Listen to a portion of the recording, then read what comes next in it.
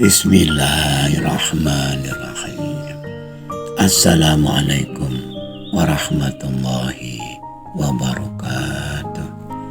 Wahai anak-anakku, murid-muridku yang senantiasa dirahmati oleh Allah Subhanahu wa Ta'ala, marilah kita lanjutkan pelajaran kita, ngaji belajar urip. Kali ini kita membahas mengenai pewaris kerasulan. Quran Al-Baqarah 34. Dan ingatlah ketika kami berfirman kepada para malaikat, sujudlah kamu kepada Adam. Maka sujudlah mereka kecuali iblis. Ia enggan dan takabur, dan adalah ia termasuk golongan orang-orang yang kafir. Kang Rekso membacakan ayat ini kepada Jamaluddin ketika ia bertanya tentang hakikat malaikat. Jamaluddin sengaja menanyakan perihal malaikat ini sehubungan dengan pengalamannya. Tidak bisa menjawab ketika ada orang yang bertanya kepadanya tentang rukun iman yang kedua, yaitu iman kepada malaikat. Bagaimana bisa mengimani malaikat sedangkan kita tidak pernah bertemu dengannya? Lalu bila iman pada malaikat, apa pula untungnya? Waktu itu Jamaluddin memberikan keterangan sebagaimana dia diterangkan guru-gurunya di pondok pesantren. Namun orang tersebut sama sekali tidak puas dan tidak merasa terpahamkan. Memang Jamaluddin sendiri tidak pernah melihat sosok malaikat. Bagi orang awam, mengimani Allah sebagai Tuhan lebih mudah daripada mengimani para malaikat. Sebab bila dijawab Tuhan adalah pencipta segala yang ada di langit dan di bumi, orang itu akan mudah percaya meskipun tidak pernah melihatnya. Itulah pentingnya belajar hakikat Mas Jamal, kata Kang Rekso. Bila tidak mengenal hakikat, pasti kita menelan mentah semua keterangan, dalil-dalil, baik yang ada di dalam Quran maupun yang ada di dalam hadis. Selama ini pasti kita membayangkan malaikat itu sosok tertentu atau seseorang sebagaimana manusia atau makhluk seperti manusia yang punya sayap, tidak perempuan dan tidak laki-laki. Dan nyatanya kita tidak pernah bertemu dengannya. Mas Jamal, ayat 34 Al-Baqarah itu yang menceritakan antara malaikat dan iblis. Malaikat yang taat atau tunduk dan iblis yang membangkang tidak akan bisa kita pahami bila kita masih membayangkan semacam sosok tertentu atau seperti orang. Namun bila kita geser sedikit menjadi karakter atau sifat yang ada pada diri semua orang, kita akan mudah untuk memahaminya, dan itu begitu nyata, bukanlah khayalan lagi. Mas Jamal, bila kita telah yakin bahwa diri kita adalah jagat mikro, jagat kecil atau semesta kecil, maka seluruh yang ada di alam semesta ini ada dalam diri kita, termasuk hal-hal yang kita anggap gaib. Misalnya Tuhan, malaikat, iblis, roh-roh, hantu, dan seterusnya. Bermodal kesadaran seperti inilah kita nantinya mampu memahami kiasan-kiasan yang ada di dalam Al-Quran. Sebagaimana kita tahu, setiap kiasan atau perumpamaan pastilah ada makna yang terkandung di dalamnya. Sebagaimana perumpamaan tentang sifat-sifat orang yang selalu tunduk dan patuh kepada Tuhan digambarkan dengan sosok malaikat, dan yang menentang atau membangkang digambarkan sebagai iblis atau setan. Mas Jamal, perhatikanlah kalimat terakhir ayat 34 itu. Ia enggan dan takabur, adalah dia termasuk golongan orang-orang yang kafir. Enggan sujud padahal itu perintah Tuhan, dan takabur karena merasa lebih baik daripada Nabi Adam. Enggan dan takabur adalah sifat orang-orang kafir, bukan hanya sifat iblis atau setan. Siapapun yang membangkang dan sombong, itulah karakter iblis.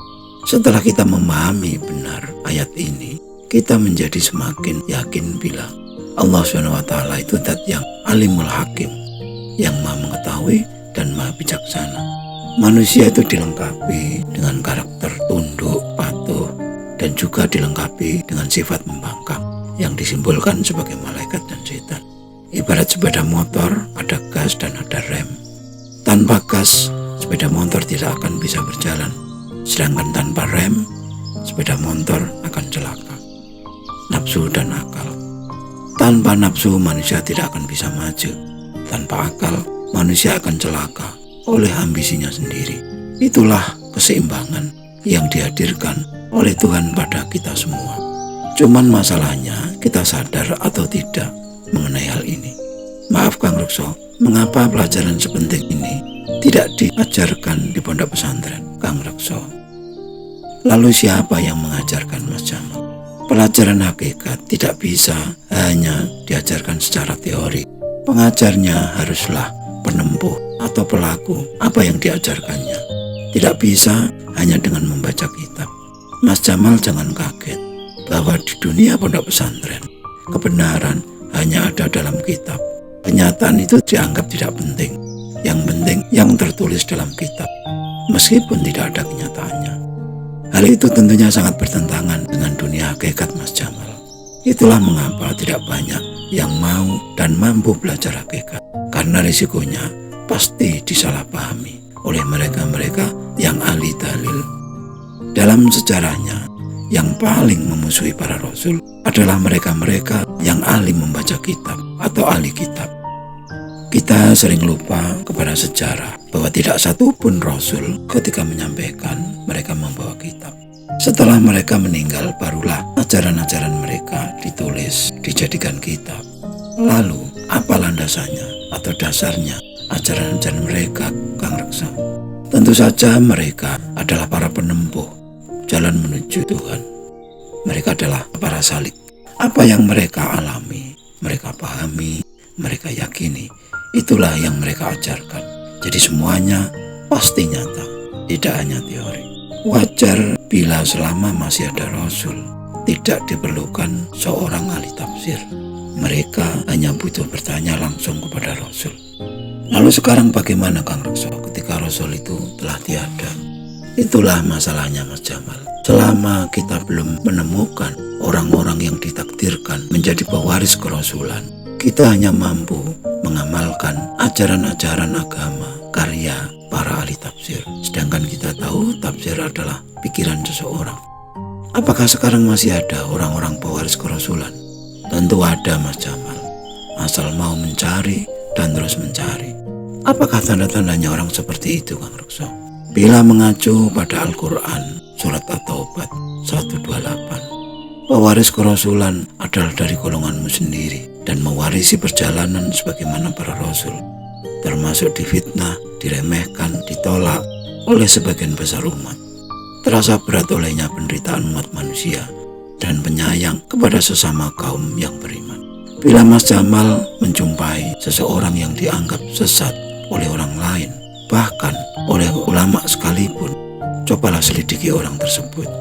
Benarkah sesat atau hanya dituding sesat? Amatilah akhlaknya, ibadahnya.